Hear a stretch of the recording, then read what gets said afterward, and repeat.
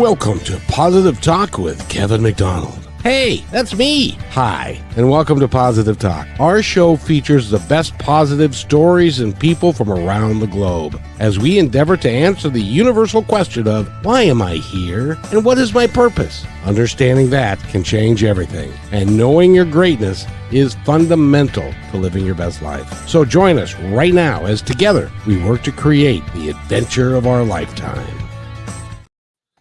Boy, I tell you, for an adventure of our lifetime, we get to talk to a great individual. She's in Florida right now. We were just talking about this. She walks out her door and she can watch the rockets go flying up through the air and all of that. So that would be a lot of fun. And if you want to buy tickets, you'll have to call her. And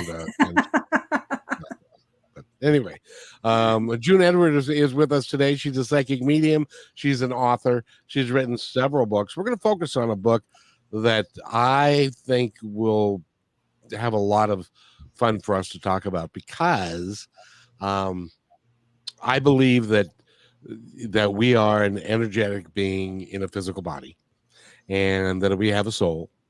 And our dogs have a soul, and our cats have a soul, and stuff. And there are certain lessons that our soul wants to achieve while they're here, which is why you are here, which is one of the reasons why I talk about finding your purpose in life and why are you really here, and discovering that. It becomes a grand adventure, like we say. So, June, how are you? It's great to have you back. Thank you, Kevin. I love your show. No, I love you. You guys, you are very, very talented at what you do, and you're very gifted. And it's fun to talk to you because I get to talk about things that I firmly believe and know, but that is not out there in a big way as yet. And enough people need to know more about what it is that you do and what really is going on around us. And it really is easy for us to just kind of get stuck in our day-to-day existence of going to, getting up, getting ready for work, going to work, going home, having dinner, sitting around watching TV for an hour and a half or two, go to bed and repeat the process. And then on the weekends we have to go shopping, and so it's really easy to get that mundane drudgery of life. Yeah. But there comes a point in time when you have to start thinking in terms of, why am I really here? And is this all there is? There's got to be more, which is what I thought of, and which ultimately led to this show. So tell us about 5 Soul Lessons. It's a book that you wrote. I think it's the latest book, right? So it's my latest book. Yep. It's an award-winning #1 bestseller. It's All's Fair in Love and Karma. And it's the 5 steps to relationship mastery. And it's a result of my relationship mastery program. I actually have a 7-week online program that I developed about 4 or 5 years ago. And it was geared towards helping people resolve problems in their relationships, whether it's marital, going for a divorce, a separation, something like that. And I teach people how to get in touch with their soul, how to change their energy, how the law of attraction works, how to balance their energy so that they can maintain the law of attraction, and how they can literally have anything or anyone that they want in this world, because that's why we're here. You're not here to live a life of lack. You're really here to live a life of abundance. But it's all a matter of understanding how the universe works and how the energy flow works. Exactly. Now, when we're born, I believe that we are born with greatness within us, and that we spend a lot of time having people tell us that, hey, you ain't so great after all. It's sad, isn't it? Isn't that sad? And it is horrible. Yeah. So, we're here to learn. We're here for a lot of reasons. Okay. We reincarnate here for a bunch of reasons. First and foremost is a little mini vacation, because when you're on the other side for 350 to 400 years, you don't have a body. You can't enjoy the things here that you can with a body. You can't taste food. You can't smell. You can't have sex. All of those things. They live vicariously through us when they don't have a body. Okay. And we also come here to help each other, which people forget, collect our karmic debts, and pay back the karmic debts that we owe other people. And karma is not necessarily a bad thing, okay? There really isn't anything that's bad. That's really perspective of things. So you create karma in this lifetime. If you do something to someone, you do not make amends and you do not have remorse. You now will owe them a debt in a next lifetime. So before you come back, you decide who you're going to interact with. You plan this life. And one of the biggest reasons is to learn the 5 soul lessons so that your soul can progress on the other side. It can advance your soul because it's all about your soul. You know, we aren't the suit that sits here. We aren't this body. We are the energetic soul that's inside. And, so I died when I was 27, for the listeners that don't know.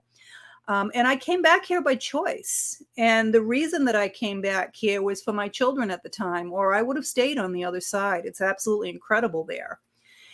I did get a full life review, which very few people get. And I was told that it wasn't really my time to go, but I could stay there if I wanted to, or I could come back. It was my choice.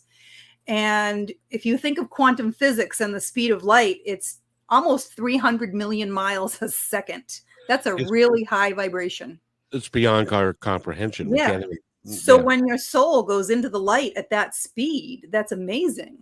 And it came back into my body at that speed. So my vibration is automatically much higher than most people's.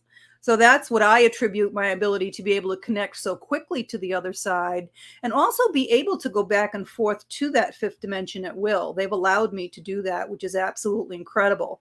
So the information that I get and what I put into my books is coming from the other side. So one of the big things is that your soul is way too big for this body that it's stuffed into, okay? Some of it's in your body. Some of it is over your body, which people call an aura that some people can see. And the majority of your soul is actually in that lowest level of heaven, the 5th dimension. And that's what orchestrates all the timing of the events that happen in your life. And it has all the knowledge of all of your lifetimes.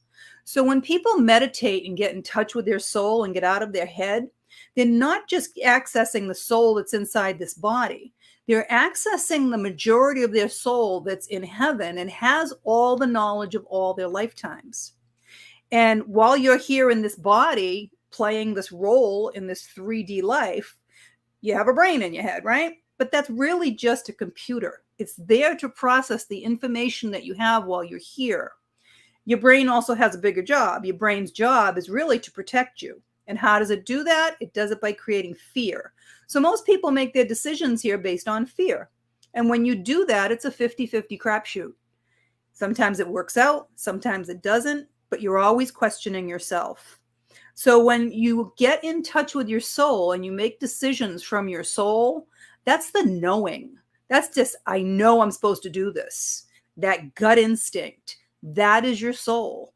And when you make decisions from that, it's the right decision 100% of the time. And it always works out the way it's supposed to work out perfectly. That's a big difference. I've always said that if you say yes to your intuition, that good things are going to come from it. Absolutely. And everybody, everybody's had that happen to them, had that knowing that they're supposed to do something. And everybody, I think, at some point in time has gone against it and seen how it just bites you in the butt. Right. Yeah. I'll give you just a really, really, really, really, really simple example. If you are getting ready to leave your house and you think to yourself, you're opening the door, you're getting ready to walk out, and you get this feeling or this sensing, oh, I forgot my cell phone. And then you say, oh, nah, I won't worry about it. I'm just going to be gone for a few minutes. Chances are that you're going to need your cell phone. And because that was the message that was being given to you. Oh, don't forget your cell phone because you're about to need it here in a second. Yeah, and you're not right. Exactly. If you don't have it, you're not going to be able to take care of it. It happens to people all the time. How many people didn't get on the plane at 911 because something told them they shouldn't go? Yeah, that's your intuition. You don't take that road to work because I think I should take a different route today. or I better not stop at the coffee shop this morning, something, and you've avoided a tragedy somewhere. That is your soul giving you that indication. Now, when you had your near death experience, how long were you clinically gone for? I haven't forgotten. I don't know. They say that brain damage sets in after like 3 minutes or something, but there's many, many exceptions to that rule. There have been people that have been, clinically dead for 30 minutes and had no brain damage. I would have to estimate myself between everything that happened, him recognizing it, hitting the button on the wall, them coming in with the crash cart, injecting the line first and getting no response, then doing the paddles a couple of times, no response, flipping the table up and slapping me, getting no response. I would have to say it was probably close to 5 minutes anyways. Well, you know what's interesting about that, and I've got a couple of points I wanted to make real quick. And that is, first of all, your soul has too much energy for your physical body. And if you would blow out the circuits, if your entire energetic soul were to try and cram itself into this body, Oh, which is absolutely. Yeah. which is why part of you stays behind on the other side, which allows that part of you to also collaborate with your soul guides and others and your ancestors. And that's why when you pass away, a lot of times you'll see people that are there, or they may have already reincarnated, but part of them is still there. Right. And it's not like in your experience, there's this thing going around called the twin flames. Have you heard about that? Yes. I personally don't necessarily believe in twin flames, because what they're saying is that you are splitting your energy 50-50 and putting it into two bodies. So let me explain them. So they are real. And okay. They are real, and they are extremely rare. Okay. First off. And I know that they are real. I am one, and I've gotten all of my information again from the other side. So there are 3 different types of relationships, and we'll talk about twin flames first. So twin flames are literally one soul that splits into 2 and reincarnates in 2 separate bodies, and they will forever reincarnate and stay separate into 2 separate bodies forever after. They never recombine. Okay. Oh, wow. I haven't heard They're that. extremely rare. Most of the time they reincarnate together, but not always. Okay. Sometimes one's here and one's still on the other side. At some point in life that you planned, if you are a twin flame and you have your other counterpart here, you will meet at a predetermined time. Twin flame relationships are always sexual, always extremely passionate, extremely psychic, and last for a very short period of time, literally days, weeks, or a couple of months. And when they split, there's basically hardly any contact. It's like a ghosting situation. And twin flames not only have to learn the 5 soul lessons that everyone else has to learn, but they also have to get on the path of helping humanity. They have a higher calling in this lifetime than other people. And most of them do not reunite in this lifetime. If they are both able to learn all their lessons and get on the path of helping humanity, they'll have an opportunity to reunite. But if both of them can't do that, then they will not reunite in this lifetime. They'll have to wait until they get to the other side. But they'll always have that psychic connection going on, even when they're not together. And they may not even know what they're feeling. If one of them's going through grief and the other one just sitting there crying all day and has no idea why, it's because of the connection that they have. It's just a very incredible connection. That satisfies me, because that I hadn't heard it put that way before, and it does make sense. What is the value of that, do you think? So I'm a twin flame. So I went back in my past life to figure out why would I do this? Because it's heart-wrenching. You want to be with that other person so desperately, and no one else will ever satisfy you. You'll be settling for anyone for the rest of your life, because you'll never be able to feel the way you felt when you were with that person. It's the old, that, it completes you literally. Okay. So I went back in my Akashic records, which is the book of life, and asked, why did I do this? Why did I split my soul? And they took me back to a lifetime that was like AD. And I had been born as a man in like a desert type situation, probably the Middle East somewhere, to a very poor family. And my parents just basically didn't take care of me at all. I was a toddler wandering the streets, and I was literally eating out of like dog bowls and things like that for food and begging. And as I got older, I decided that I wanted to leave that town and have a life for myself because I would never be able to have a life there. Everyone knew me as like the beggar boy that had grown up in this town. So I literally stole some clothes off of a line that someone was drying their clothes. And I walked across the entire desert. I knew there were other towns out there because people would come and visit. And I went and crossed the desert and walked it until I got to another town. And when I got there, the first place I got into was like a tavern. And I changed into my clothes, so I looked kind of presentable. And I told them that I was looking for a place to stay. I was looking for work, and they offered to give me the room and board if I worked there and cleaned it and that kind of stuff, which I did. And I never experienced love in my life. I would see couples coming into the bar and the restaurant there and whatever it was, and holding hands or embracing or kissing. And my entire life, I never had that the whole life. So I decided at that point, after I passed away, that I didn't ever want to come back into this lifetime without having someone that would love me. So I split my soul in two so that I would always have that other half of me and experience that. You're giving me and kind of an epiphany a little bit here, and I would really like your expertise in this matter, because if you are a twin flame and you meet that twin flame early in life, like as a high school sweetheart or somebody like that, and then they go away, is it possible that you'll never have love again? You'll be settling the rest of your life. And that's one of the big indicators that someone is a twin flame, because you don't want to be with anybody else. No one else will ever measure up. You can't get that other person out of your head. That happened to me.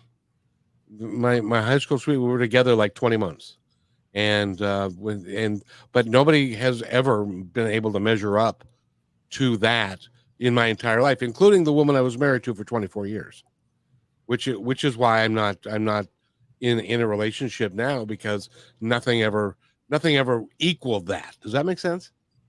Yeah, it's a possibility. Yeah, it's a possibility. I really don't know. By the way, just so everybody's clear, because Mary would like a reading. We're not set up on this show to do live readings on the air, and that really isn't what her forte, what June's forte is. But what you can do is give her a call or email her at her website. Book online. She can go right to the website and book online. And the website is juneedward.com. That makes it easy. Yep. Yes. You can schedule a reading right there. So as a trained medium, it's like a switch. I turn it on and I turn it off. So I am not in mediumship mode. I don't do readings over the phone, on live shows like this. I'm not out to impress people. I'm not out to prove anything to anybody. So it's one of the other reasons that I don't do it. And plus there's personal and private information that comes up in those things. So there's lots of reasons that I don't do them on the air for people. I'm happy to do it privately if someone wants to schedule an appointment. Well, it's been my experience, because I've done a bunch. I've been doing this a while, and I've probably been part of, I don't know, 100 or 200 or 300 shows where we did readings. And what I found out, what I really kind of got to, it's more of a dog and pony show. It really too. A depth And you have a lot of skeptics that call in and they're wanting you to prove something to them. And then you have other people that you're giving information to and it's not clicking in their head, and after they hang up, it'd be like, oh my God, I know who that was, that type of stuff. Well, Yeah. and it's like I've always have to tell people, if you want a reading on the air, you have to be open to it, and you have to be non-judgmental and just allow the information to come to you. But a lot of people, it's beyond them; they can't do it. Yeah, I agree. So I agree with you. I think that it is better if you truly want a reading from June. Go to her website, juneedward.com, and book a reading with her, because then she can do it justice and do you justice and give you. There's like 100 reviews you can read on there if you want to read reviews first. There's tons and tons and tons. Oh yeah. Well, I'm sold on you. I think you're the real deal, and I think it's awesome. Where were we? I was getting back. So the other two types of relationships is, the next one is a karmic relationship. Now, a karmic relationship is strictly someone that either owes you or you owe them from a past life, and you're strictly here to teach someone a lesson. That's it, one of the 5 lessons. And it's a karmic relationship because it never really feels right. It always feels like you're looking over your shoulder or waiting for the shoe to drop, looking for the red flags. And as soon as one or the other person learns the lesson they're supposed to be learning, it ends immediately. It's like you wake up in the morning and you're like, why do I have this person in my life at all? And it ends. And if you both learn the lesson, it ends amicably. But if only one or the other has learned the lesson, it ends, but it's not going to be amicable. Everybody's had them. Yeah. I certainly have. By the way, we're talking with June Edward. We need to take a 30-second break. So we're going to do this real quick. We'll be back in 30 seconds. I promise. You can even count.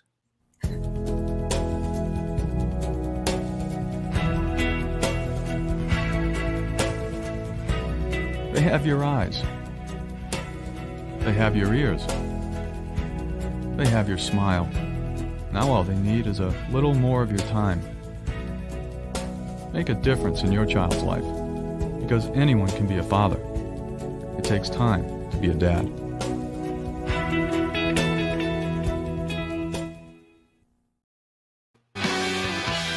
See, I told you that was just 30 seconds. We're talking with June Edward. You're listening to Positive Talk with Kevin McDonald. And let me just say, be a dad. There's nothing that's as cool as having a little one say to you, Daddy, I love you, or hold your hand. Don't be just a father. Be a dad. Be involved. Anyway, June, keep going. So the next type of relationship would be a soulmate.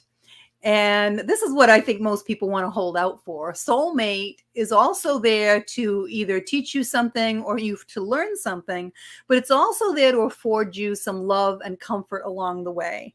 And a soulmate relationship does not have to end once you've learned the lesson. It really depends what you've written into your plan.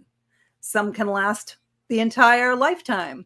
Others don't. It's really up to what your plan is. So those are the 3 different types of relationships. Then we have the 5 lessons.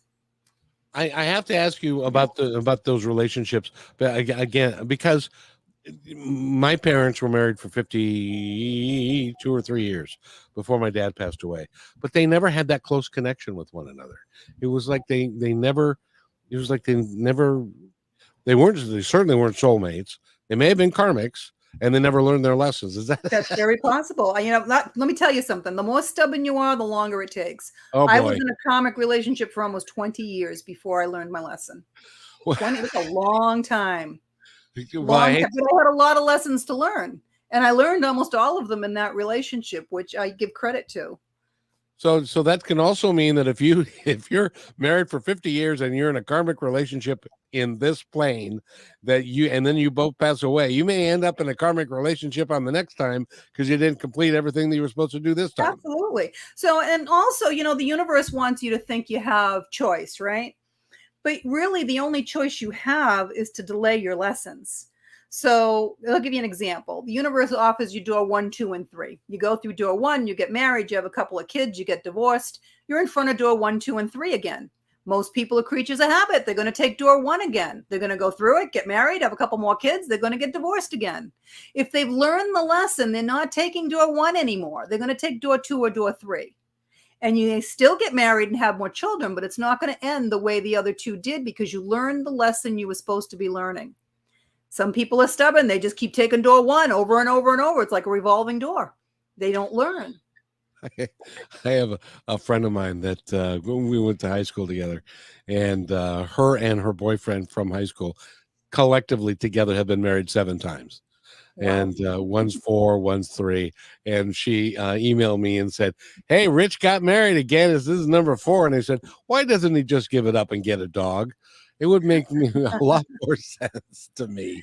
Well, we learn our lessons faster here than on the other side, and we learn them faster still within relationship. And everything's a relationship. Business is a relationship, right?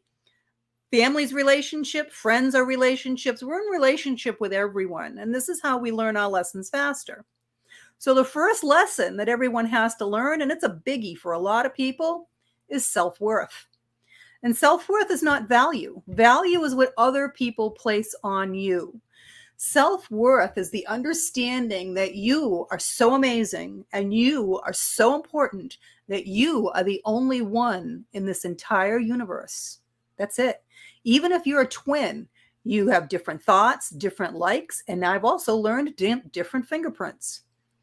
And it's not selfish or narcissistic, as society would like you to believe, to put yourself first. It's where everything else comes from.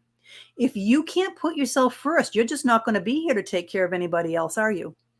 No, it's that simple. That's why we say, know your greatness. Yeah. And no one has the power to make you do anything. I can't make you fall in love with me. I can't make you hate me. That's all on you. So no one else can make you happy but you either.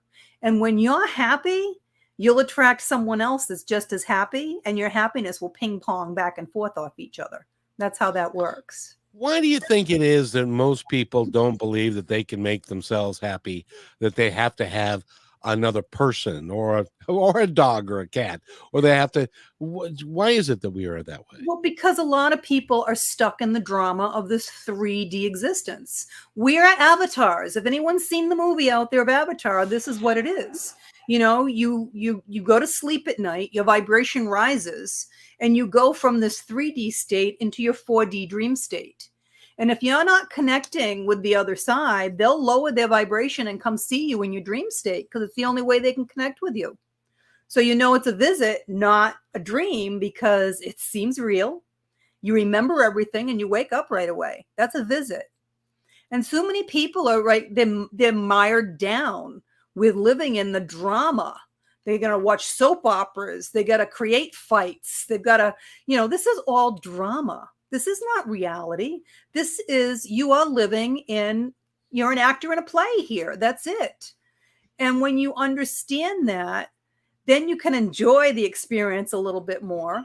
You don't get stuck in expecting someone else to make you happy or do things for you. And you appreciate the things that come into your life. And then you can start to see why things are coming into your life. Because realistically, nothing ever happens to you. It always happens for you and for your highest and best. Everything is perspective, always. Isn't it amazing that that's why we have movies and TV and stuff, is so that we can vicariously live through other people and other entities and other things, rather than living through our own experiences and then we came here to live it. You're going to live vicariously the rest of your existence. Trust me, from the other side, you don't have a body. That's what they do. That's why they used to say, set an extra place at the dinner table and they'll join you. They absolutely will. They live vicariously through us.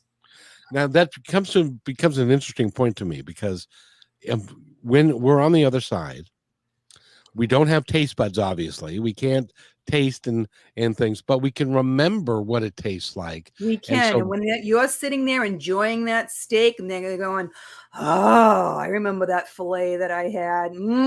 Yeah, because you're enjoying it. Yeah, but if you've never tried anything, if there's something that you haven't had, and nobody can describe it.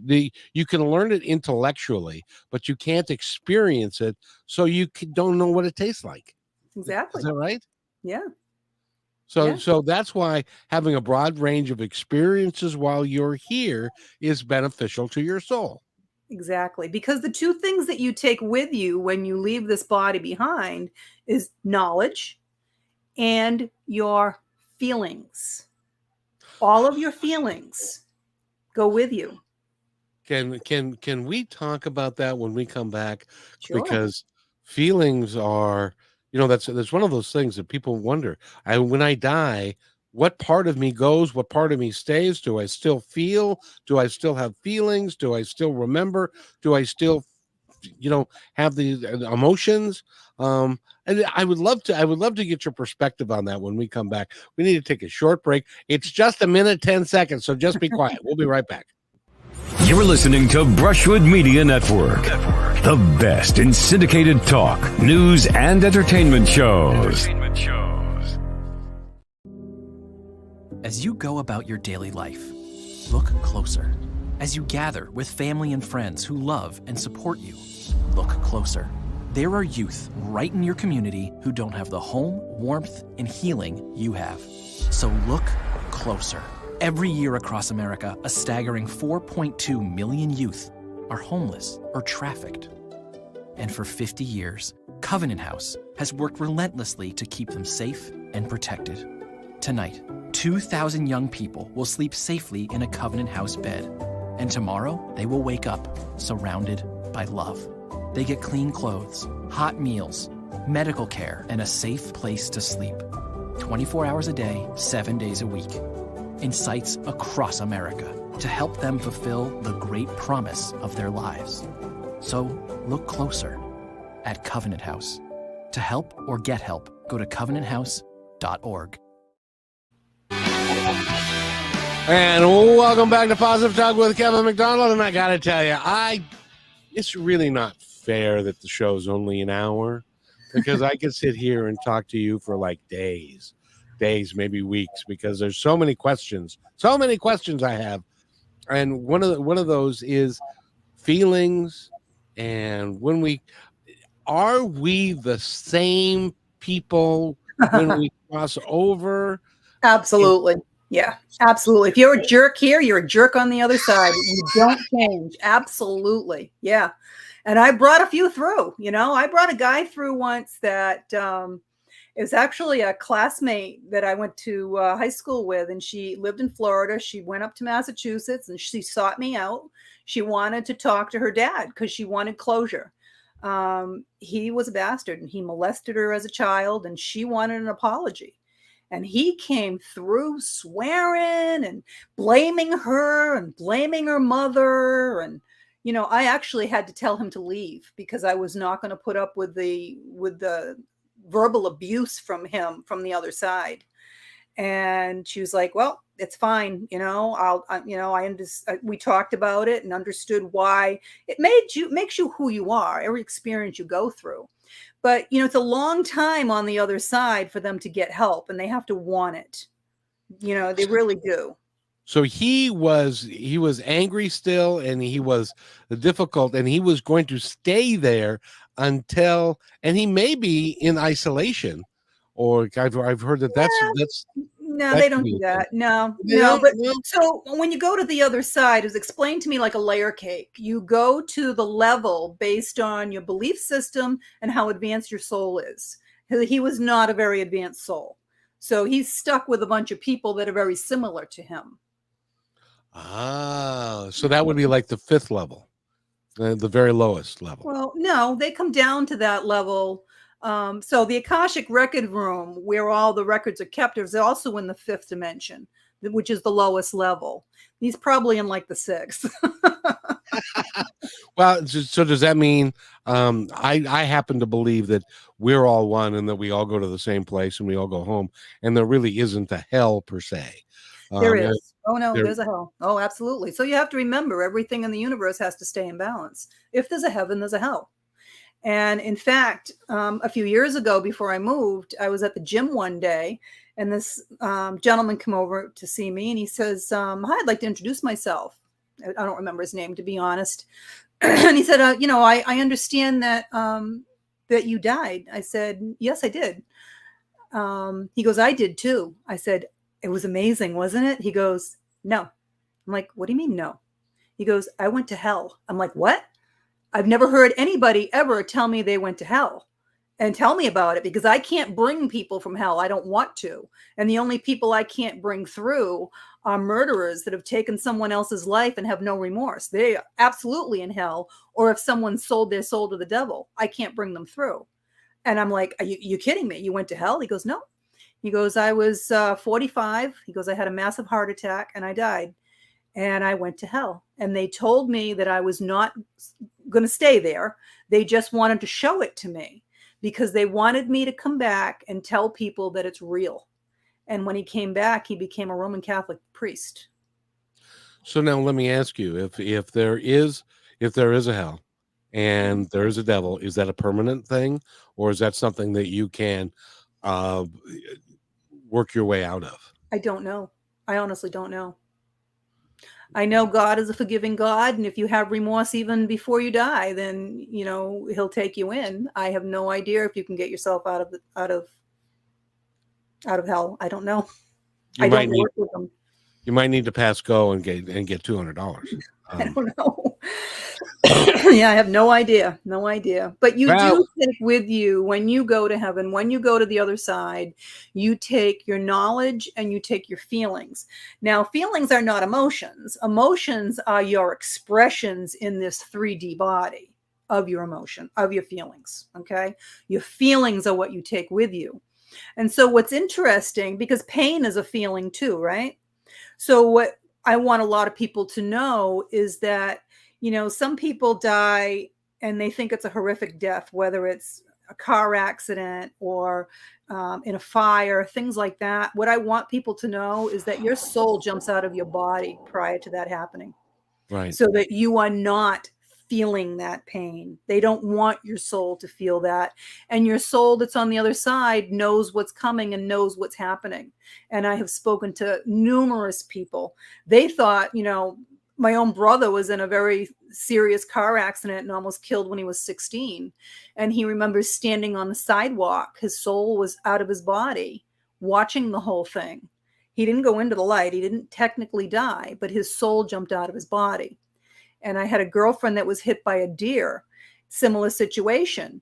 She saw the deer's soul go up to heaven into the light, but her soul was stuck on the roof of the car. And for the longest time, I mean, she's a very devout Catholic. For the longest time, she thought she did something wrong and that she wasn't ever going to go to heaven, because her soul was literally stuck on the headliner of the car and she was aware of it. But it's the same situation. Her soul jumped out, so it wasn't feeling any of that pain till the paramedics were able to come and give her something, and she wasn't going to feel it. And they really do that to protect the soul, and also I'm told that like in wartime, if somebody has a horrific death on the battlefield, that it can actually damage the soul. And Well, so it does not that it damages your soul, but your soul may not know that it's dead, that it's not in the body. And that happens a lot. I encounter lots and lots. I call them lower vibrational entities. People call them ghosts. Okay. But demons are also lower vibrational entities. They're lower vibration than even ghosts. Okay. So a ghost has the same energetic vibration as a person. So if I'm working on a missing person case, I can't tell if they're dead if they didn't go into the light unless they tell me, because they have the same vibration as a living person. Okay. So a lot of times I'll encounter someone will contact me because they're having a haunting at their house. Maybe it's a child. I had one that was a little girl standing at the bottom of the stairs and kept calling her mommy. Come to find out, she was haunting 5 or 6 houses in this whole plat because it had been a farm when she died. And she's looking for her mother. She died of yellow fever or typhoid or something back in the 1800s. She didn't know she was dead. She was still looking for her mom. And I was able to call her family and bring her into the light. So a lot of them are just stuck. Now, is time for them the same as it is for us, or do they? No. So time It, does, time is a concept. Okay. true. The faster you travel, the slower time is. So if you have an astronaut that's up there in space for 10 years, he comes back down, he's actually aged only 2 years compared to everyone on the earth. So when you're in heaven and you're traveling at the speed of light at 300 million miles a second, I've been able to tell that the difference is about 350 to 400 years for us to one of their years. Oh, wow. Yeah. So if you're coming back in 50 years, our time, it's like you're just changing clothes and coming right back. Yeah, so they don't, there's exceptions to every rule. I tried to bring a little girl through once who was a murder victim, and I couldn't bring her through. And her family came through from the other side to tell me that she reincarnated almost immediately after she had been murdered. And that's rare. Most of them wait until everybody they know here is gone and a couple more generations, and then they come down and decide to take a little vacation. Another concept that I wanted to touch bases with you on is that when you have a long, difficult life here, that your energy can be a little bit tired, and there's a rejuvenation process that you can go through. Is that not true? No. Oh. So you plan the life that you have here, okay? And I found that the people that have the more challenging and more difficult lives have the higher purpose here on earth. So you're a product of everything you go through. Okay. You have 5 lessons that you need to learn. And when you're able to learn those 5 lessons, then you want to teach them to other people, because it's all about helping each other's souls advance. So we didn't talk about the other lessons. The second lesson, the second lesson that people have to learn is trust and communication.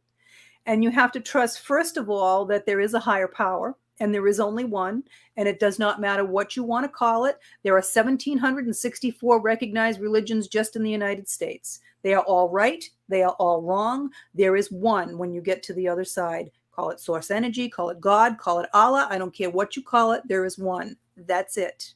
We are all a product of that one. So you have to trust also that you made the plan for yourself here. So if things aren't going the way you like it, you got no one to blame but you. Wait a little while.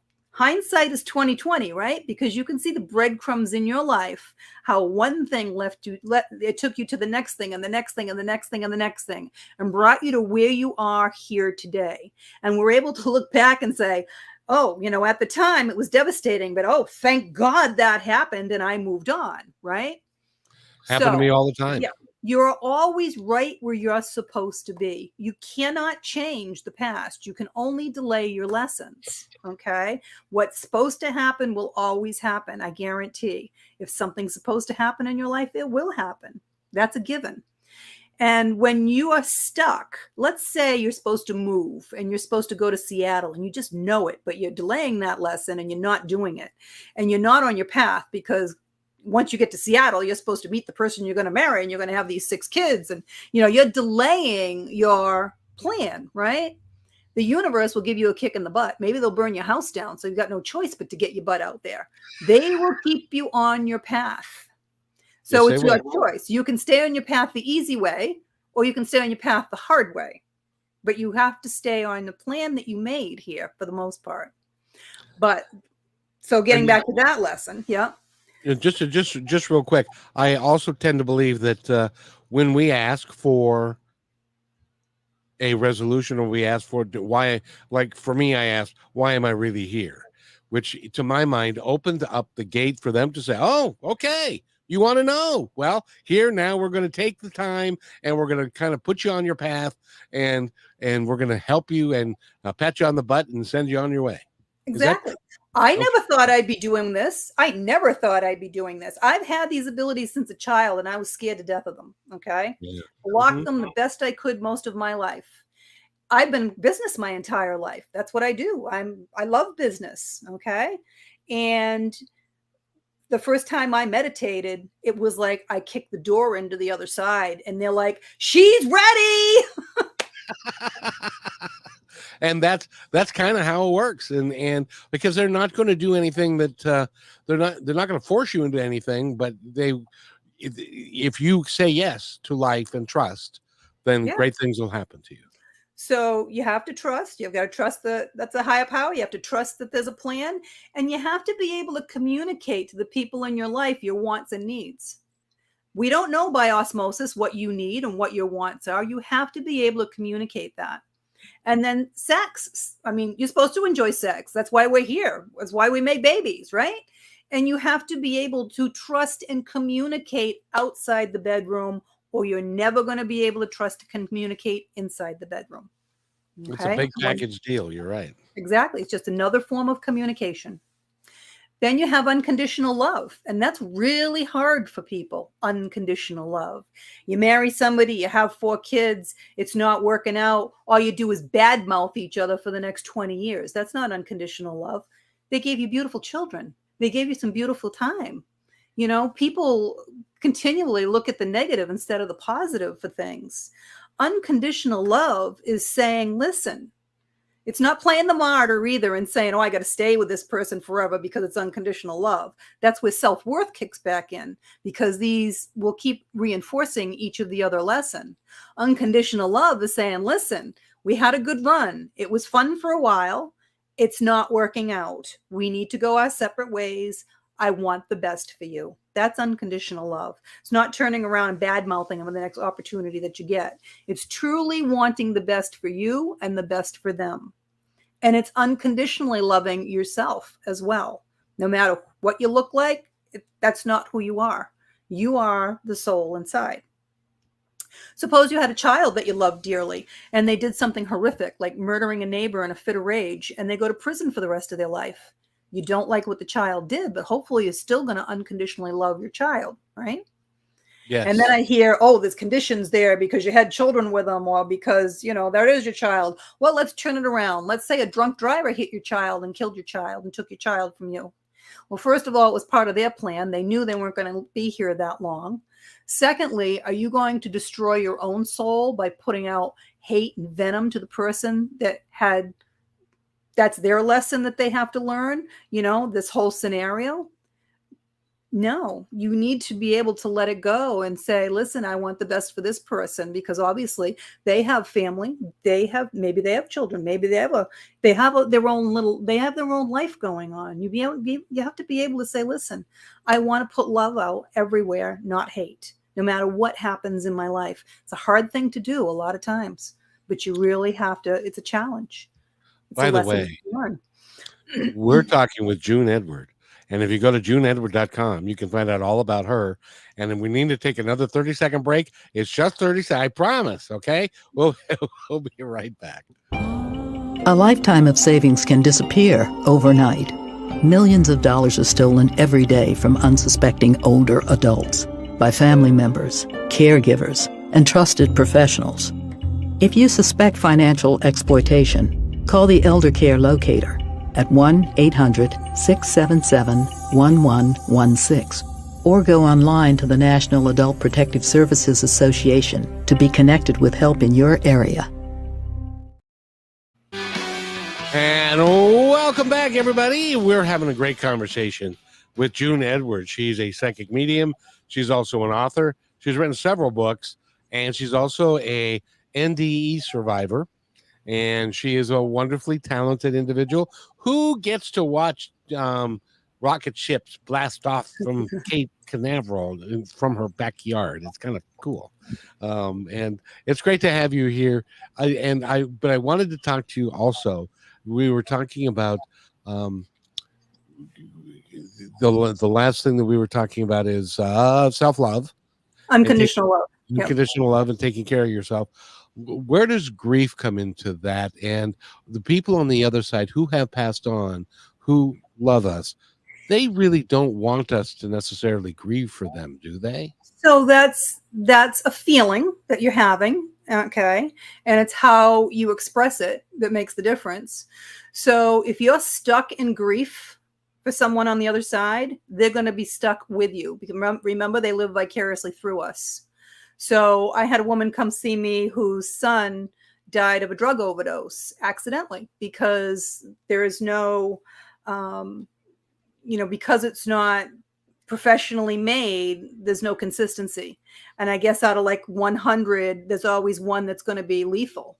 And Yep. it was the first time he even tried it, and he got the lethal dose. And he was young. He was 16 or 17, and she had been grieving for almost a year already. And she was going to the cemetery all the time. And I brought him through, and he's like, tell her to stop going to the cemetery. I'm not there. I have to go because she's there. And he's like, there used to be a bench near this river that we used to go to in the springtime. There's tulips. He goes, tell her to go there. It's a beautiful spot. And I'll sit on the bench with her and we can talk.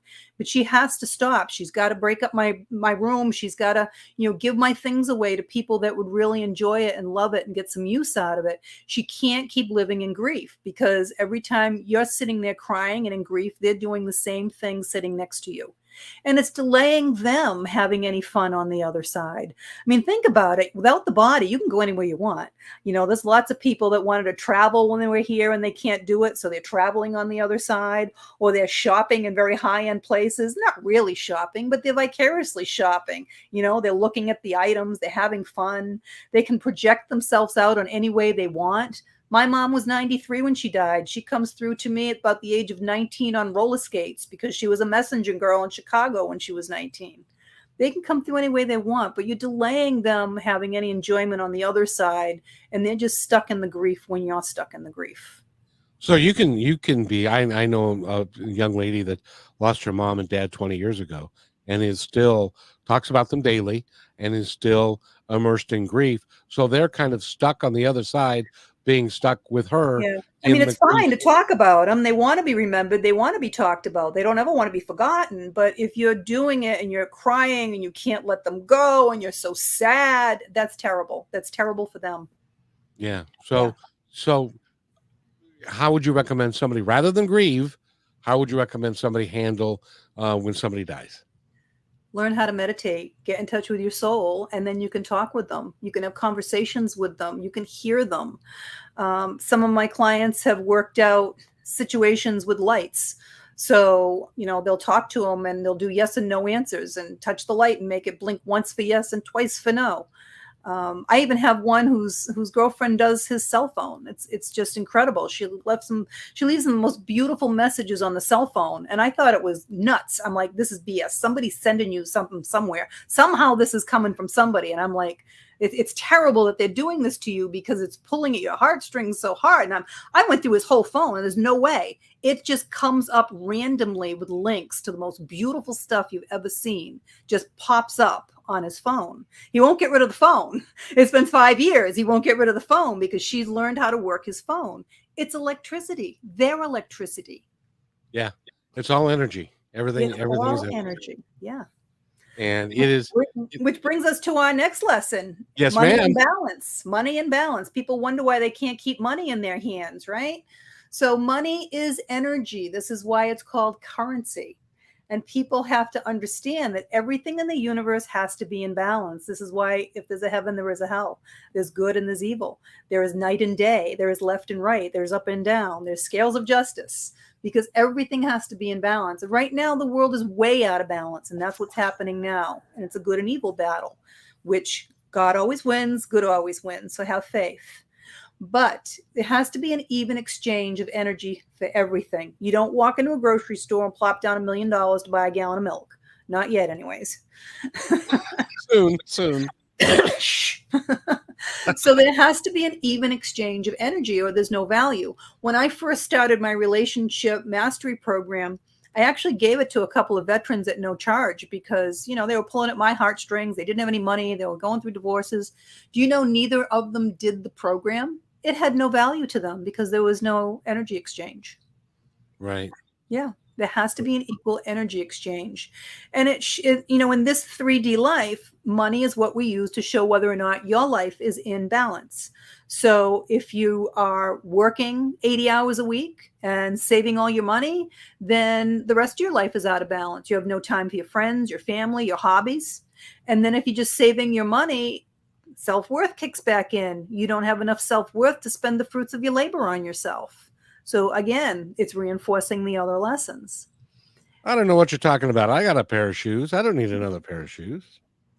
And then the last lesson, which is really tough for people, is patience. Because we live in a world right now of instant gratification and everybody wants everything now. And things are going to come to you in the perfect time, the time that you planned them. How ridiculous would it be if every little 5-year-old girl that wants to get married and have babies, the stork started delivering for her, right? Kind of stupid, not a good time. Patience. And many people are sitting there with, oh, my biological clock is ticking. I'm not married yet. I don't have children. Well, if that's the case, you didn't plan it. You didn't plan it that way in this lifetime. Doesn't mean it's still not going to happen. Maybe when you're 50, you're going to marry a widower and raise his children. You don't know. If you knew everything that was going to happen in your life in advance, you wouldn't get out of bed in the morning. It's that simple. Why bother? It'd be no fun. It would take away the adventure. And absolutely. Because each day you wake up and you don't know what's going to happen that day.